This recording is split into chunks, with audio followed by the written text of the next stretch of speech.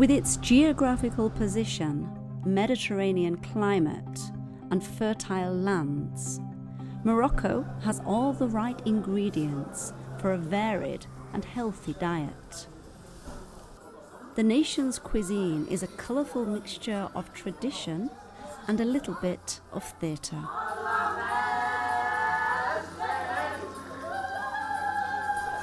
Dishes like these take time to prepare, and time is what Moroccans in modern-day cities like Rabat don't have. People are coming to one of just a few authentic restaurants to get a taste of home cooking. Morocco is developing fast. As incomes improve and lifestyles change, so does the diet. This is leading to some major nutritional issues in this North African country, including obesity and nutrient deficiency. Based on the results of nationwide studies, the government decided to add vitamins and minerals to staple foods, a process known as fortification. À peu près 37, même plus, des femmes, ils ont une carence, une anémie en rapport avec la carence en fer. Et il y a aussi le tiers des enfants, donc ils souffrent aussi d'une carence en vitamine A et vitamine D. Aussi pour ce qui est des carences en acide folique, il y a aussi des enfants et des femmes qui en souffrent. The International Atomic Energy Agency, the IAEA, assists countries like Morocco to evaluate their nutrition programs. IAEA support is based on the use of nuclear techniques that use stable isotopes to find out what's happening in the body. Atoms of elements are made of protons, neutrons, and electrons. The atoms that have a different number of neutrons are called isotopes. They can be unstable and emit radiation as they decay, or stable. Stable isotopes occur naturally in the environment, in our bodies, and our food.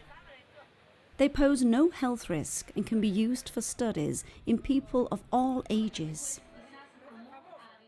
Nutrition experts use synthetic stable isotopes. They're added to food or water at a higher level than they occur naturally in our bodies. Using spectrometry devices, they can be traced in samples of blood, urine, or saliva. By analysing the isotopes, nutritionists can measure body composition, see how food is used, and how the body functions. With this information, they can decide on the best way to treat malnourished people, evaluate progress, and see if food fortification programs are really working. Children in particular are most at risk from malnutrition. They may look healthy, but deficiencies that aren't easily visible can seriously affect their development and leave them more vulnerable to disease. Vitamin A, for instance, is needed for children to grow and develop a strong immune system. But in Morocco, around 40% of children are deficient in this important vitamin. To address this problem, vitamin A was added to cooking oil, which was sold all over the country. Under a project supported by the IAEA, it was given to 100 breastfeeding mothers. They used this oil when cooking the family meals.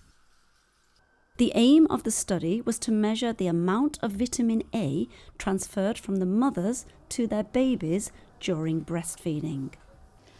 J'ai participé au projet parce que je voulais essayer quelque chose de bénéfique pour mon bébé du moment que lui il passe dans le lait maternel, donc j'ai été assez contente de l'essayer. At the Rabat Children's Hospital, the mothers were given a dose of water artificially enriched with deuterium. This is a stable isotope of hydrogen that occurs naturally in our body water.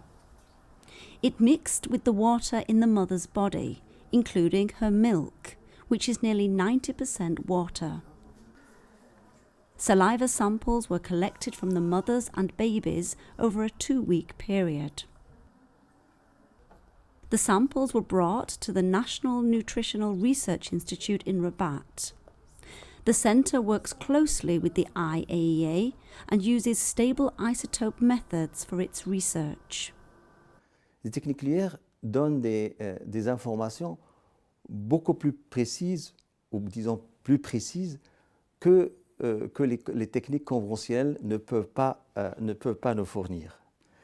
Les techniques nucléaires permettent aussi d'évaluer des programmes nationaux de nutrition. Under this project, the amount of deuterium in the samples was analysed. By measuring the disappearance rate of the isotope in the saliva of the mother and its appearance in the baby's saliva, the researchers could assess how much breast milk the baby had received. A further test showed how much vitamin A was in the milk. Its concentration in the milk from mothers who used the fortified oil was compared to the level in the milk of mothers who cooked with regular oil. Using the results of both tests, the scientists concluded that the babies of the mothers who used the fortified oil received more vitamin A than the ones whose mothers didn't consume it. Based on this information, the government decided to continue with oil fortification. Nutrition is a lifelong issue. The IAEA will continue to support countries like Morocco so that babies, like this one, can grow into healthy adults.